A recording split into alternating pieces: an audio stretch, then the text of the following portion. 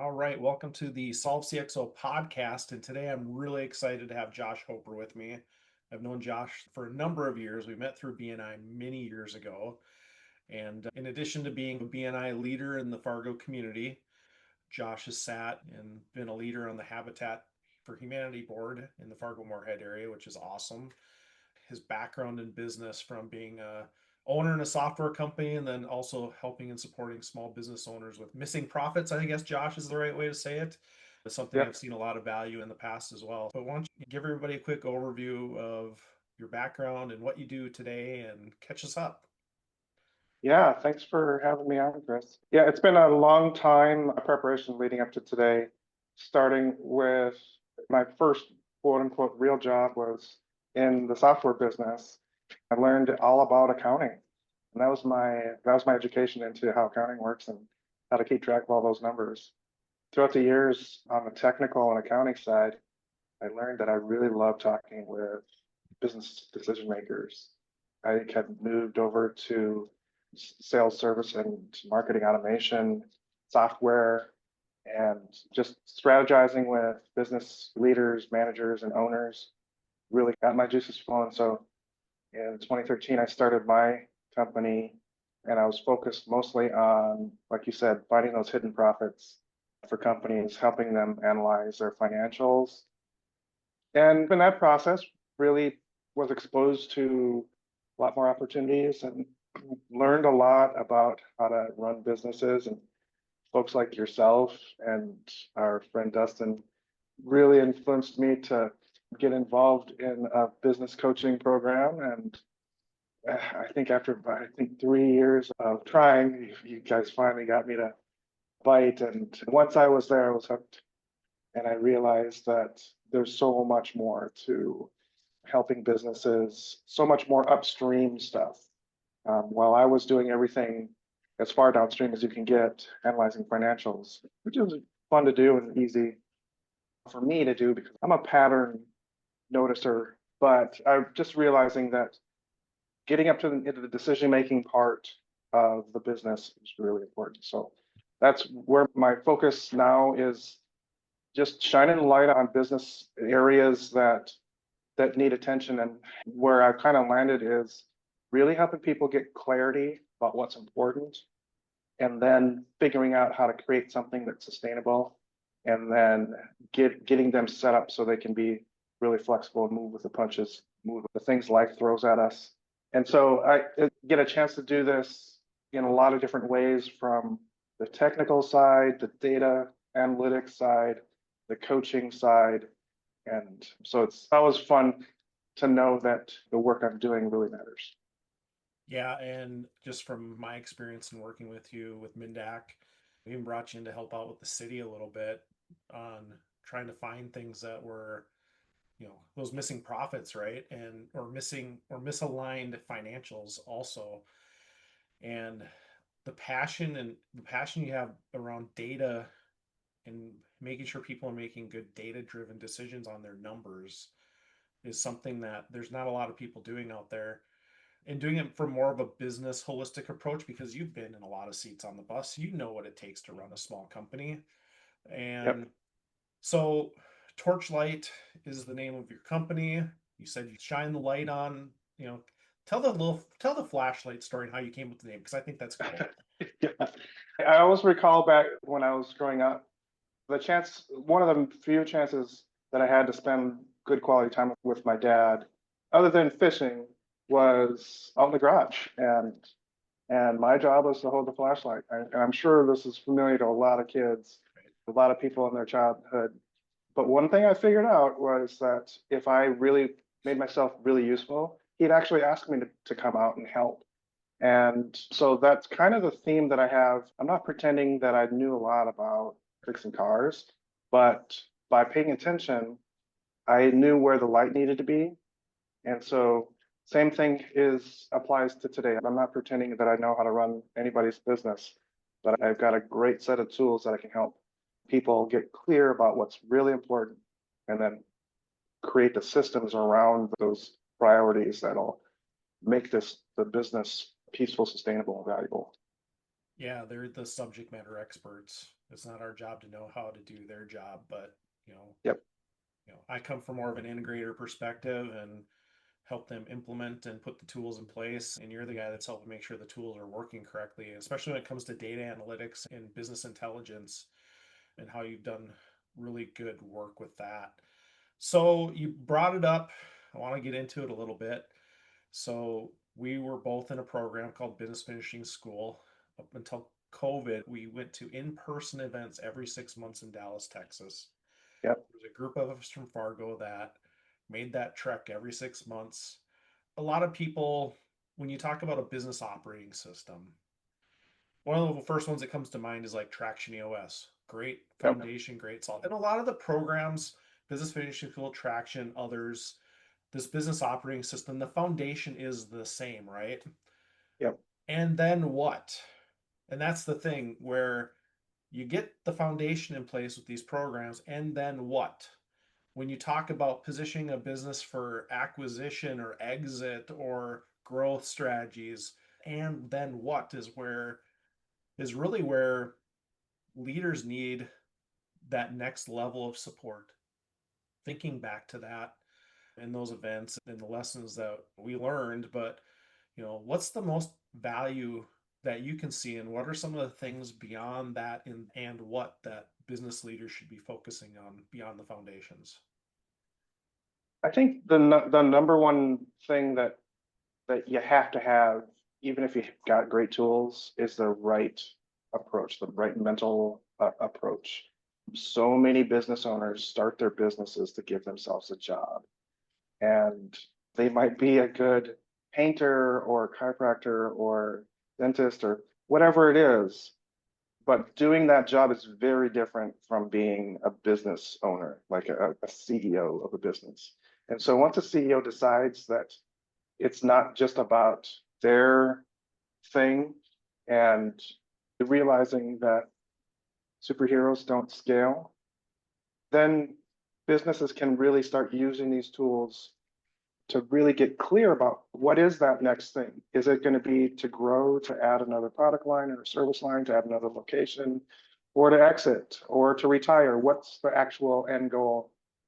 And then how do we use these tools to really get there? But it really first starts with the realization that this business is beyond what I'm capable of. And if I really want this thing to outlast me, I have to change how I think about the business.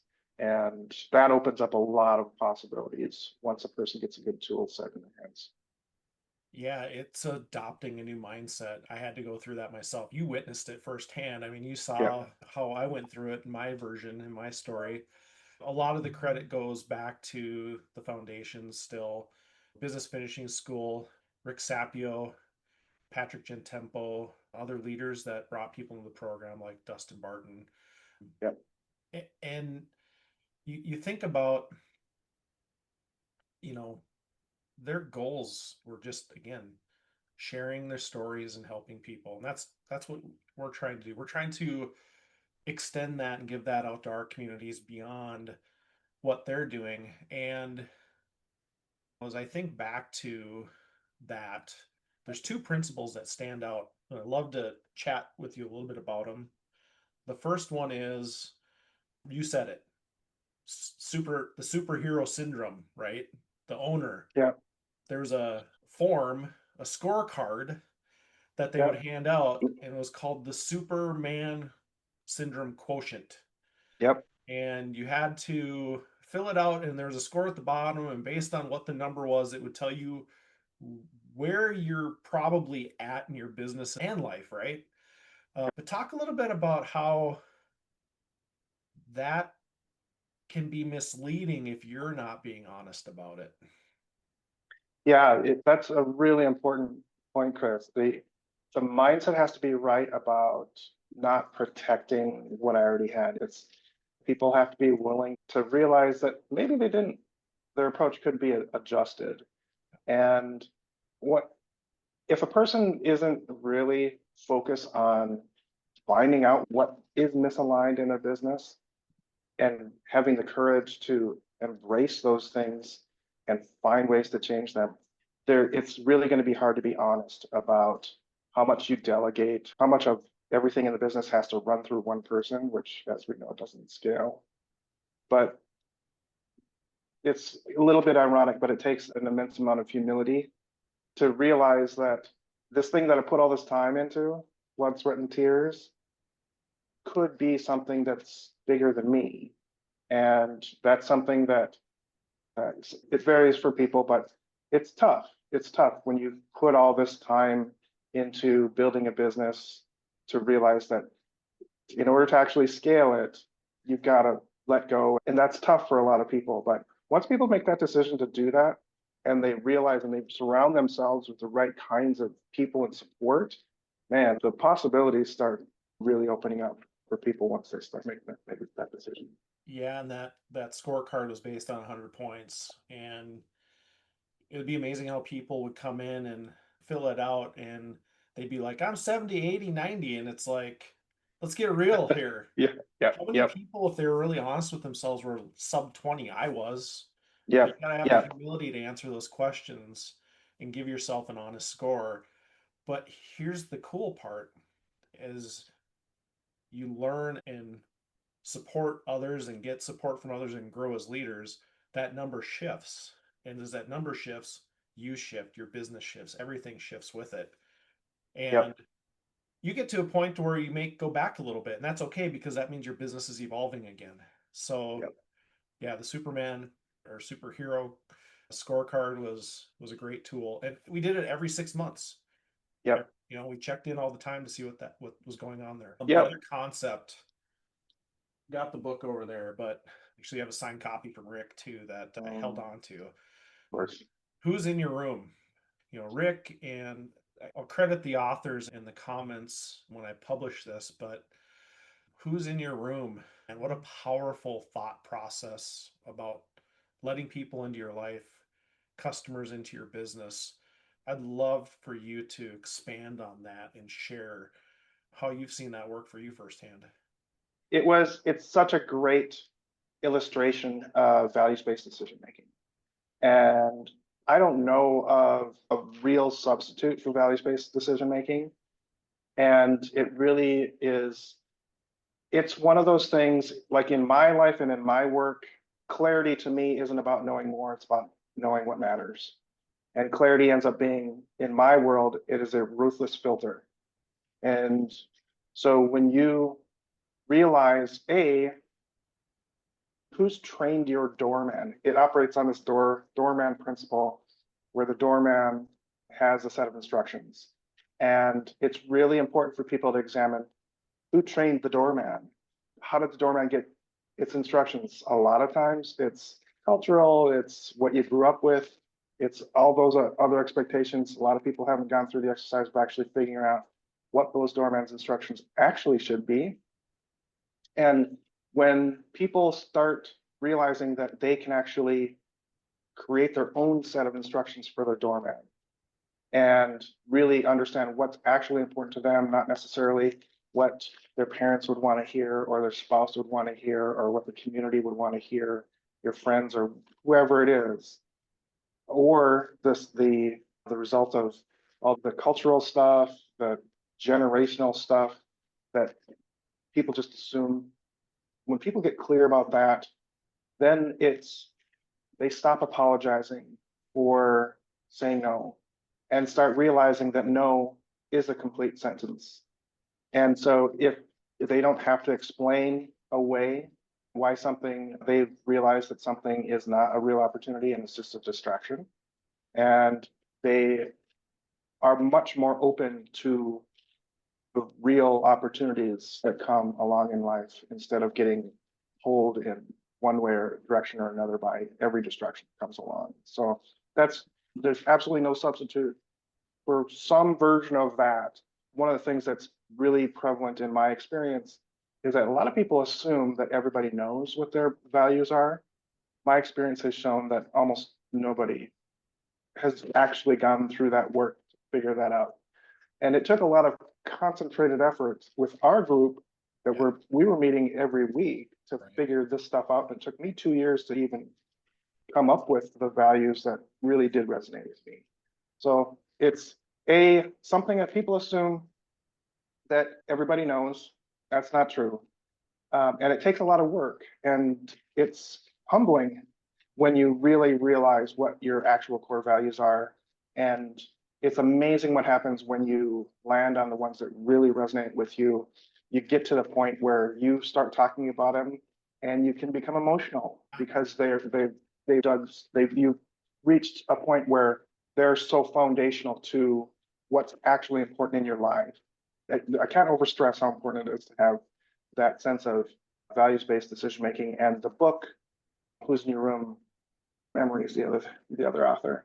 The principle of understanding who and what are you letting in your life has such a big impact on your well-being. Yeah, and the premise that there's one door and it only lets people in. So Yep. that doorman principle you brought up, how do you make sure you're letting the right people in? How do you make sure you're engaging the right clients?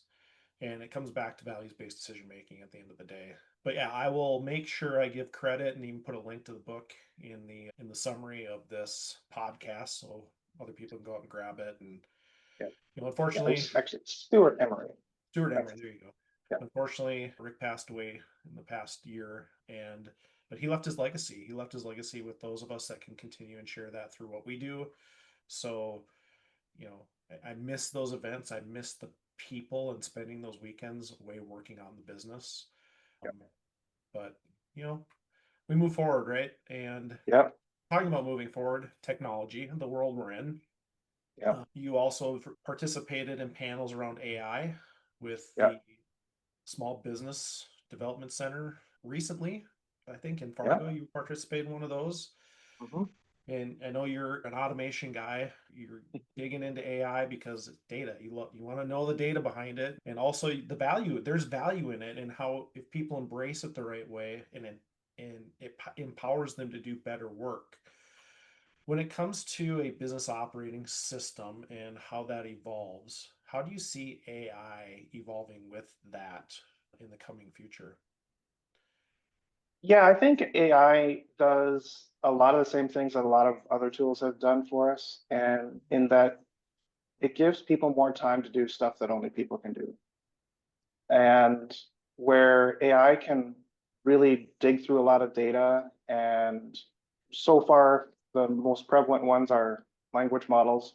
They're pretty good at helping people with the language and things like that.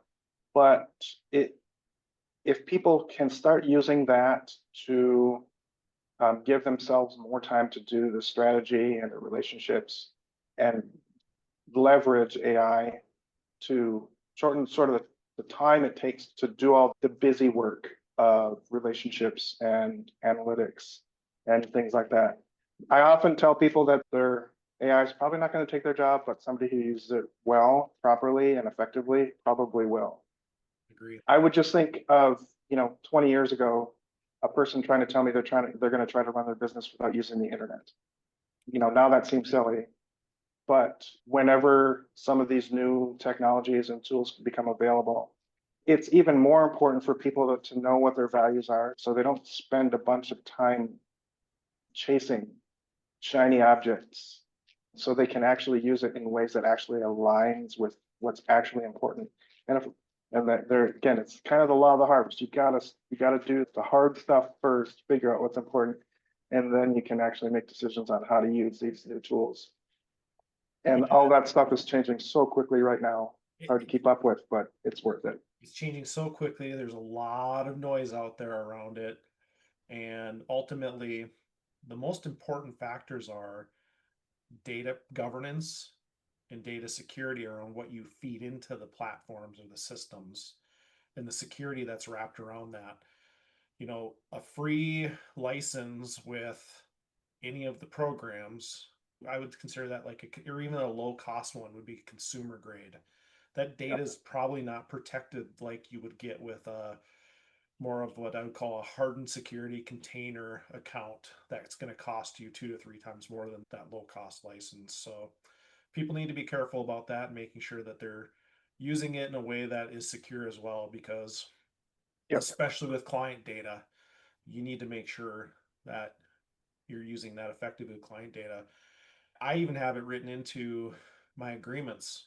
Responsible use of AI will be used with the business and supporting our clients, but we're going to do it the right way. We're going to use the right solutions and tools. We're going to make sure that it's secure and it's not put out there into the ether for whatever, right? Yeah.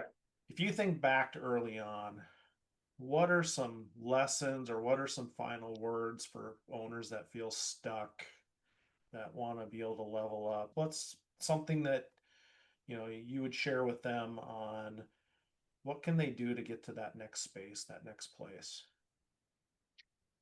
Yeah, it's kind of a follow-up to the original like mindset that people have to have, and understanding that having some structure in their business, it kind of intuitively feels like it's going to kill some creativity, but having the right structure actually enables it.